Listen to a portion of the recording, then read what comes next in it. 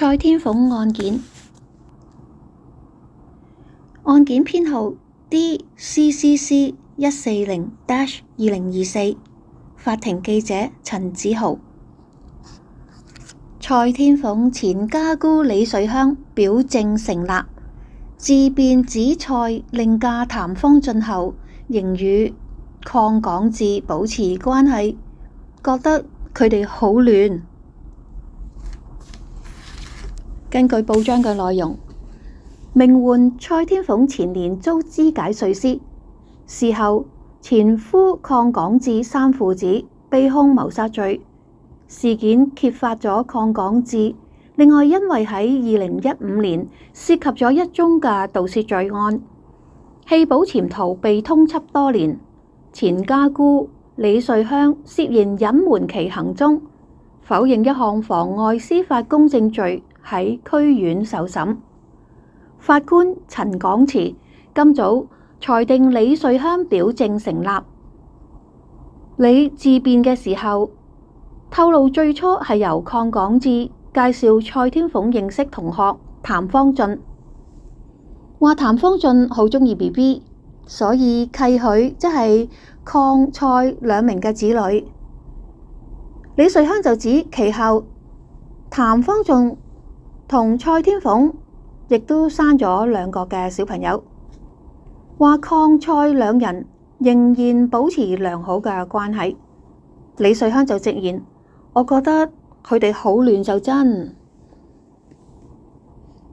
鄺蔡二人即係鄺港智同蔡天鳳分開啦，仲保持好嘅關係，同呢個男人生咗2個嘅意思。另外個男人又生2個，即係總共4個。好啦，繼續睇呢篇嘅報道。李瑞香就自辯只有份上門協助照顧個孫。被告李瑞香決定出庭作供，交代出身於香港，現年65歲，教育程度至到初中，曾經銷售時裝近20年，直至2016年因為生意不景而結業。李瑞香指自己喺1989年同蔡球結婚，2年後誕下長子鄺港傑，喺1994年再誕下次子鄺港智。李瑞香承認，自2000年起居於將軍澳嘅尚德邨，直至2018年先至係遷出。期間2015、16每週有2晚就去到蔡天鳳、鄺港智喺紅磡嘅住所留宿，協助照顧個孫。指鄺港智介紹蔡天鳳認識同學譚方俊。李瑞香就憶述，鄺港智自16歲起就搬到黃埔，同蔡天鳳同佢媽媽張燕花同住，方便去到九龍塘上學。自己每個禮拜就提供數百元嘅零用錢。李瑞香又指，2012年尾得悉到蔡天鳳懷孕，鄺港智打算結婚，李瑞香就感到驚訝無奈，就話梗係唔想啦，認為鄺港智仍然太過年輕。鄺港智就指張燕花即係佢後嚟嘅外母，好鍾意佢。李瑞香為此就同佢嘅未來外母、未來親家商討。當時呢就話張燕花指鄺蔡兩人仍然未有經濟能力，我哋2個就一齊幫下手啦。蔡天鳳喺2013年、2014年1年而再誕下1子1女。李瑞香就另指鄺港智曾經介紹蔡天鳳認識佢嘅同學叫做譚方俊，話譚方俊好鍾意 BB， 所以就契咗鄺蔡2名嘅子女，而自己當時已經知道譚方俊嘅爸爸係做米線生意㗎喇。鄺蔡離婚另嫁譚方俊，但仍關係良好。李瑞香就續指鄺蔡2人2016年唔知點解成日都唔喺屋企，甚少碰面。某日蔡天鳳就帶住幾個月大嘅女嬰，向佢嘅大仔介紹：你個妹妹嚟㗎，你叫妹妹啦。即係向蔡天鳳個大仔啊。咁李瑞香呢，就得知蔡天鳳就同譚方俊生咗個 BB 喎。李瑞香唔知道蔡天鳳同譚方俊幾時結婚嘅，當時就深感愕然，於是乎就打俾佢個細仔鄺港智就詢問：喂，點解阿 Abby 啊，即係講蔡天鳳生咗個女噶，同阿契爺譚方俊生噶？鄺港智先至交代已經同蔡天鳳分開咗啦，其後譚蔡就再生另一個小朋友，就係譚方俊。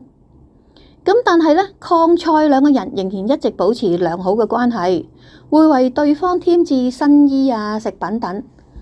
李瑞香就直言：我唔覺得佢哋有分別喎，我覺得佢哋好亂就真。2017年，警察登門通緝尋通緝犯鄺港智。李瑞香就回想，2017年首次有警察上門到將軍澳尚德邨居所尋找鄺港智㗎。有個差人就問 Alex， 即係鄺港智個名，即係咪喺度住啊？喺唔喺度啊？咁啊？李瑞香回答：唔喺度啊。警員就查閱自己身份證後就離開咗啦。李瑞香記得過程當中曾經提及鄺港智係被通緝，當時覺得驚啊。陳官即係陳港池法官就指事件一定刻骨銘心啊。追問警員有冇提及，或者李瑞香有冇問及鄺港智點解會被捕被通緝㗎？不過李瑞香而家就話事隔多年啦，都唔記得警察做咩上嚟揾人或者尋人通緝，或者自己有冇問過，唔記得啦。鄺港智回電話與鳳媽共遊海南，稍後返港處理。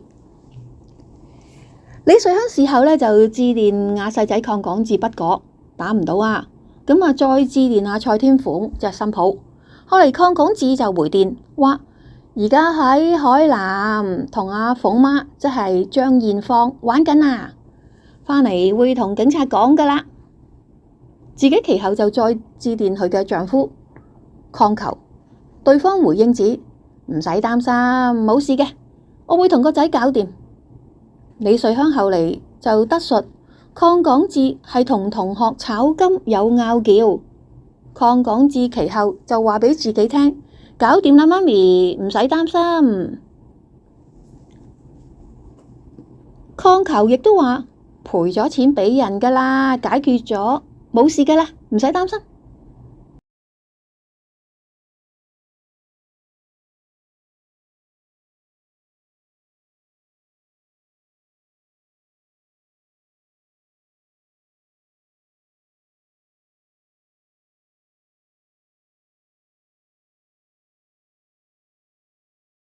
李瑞香話自己都知道鄺港智經常同張燕花即係去親家去海南遊玩㗎啦，所以就冇留意呢一件事啦。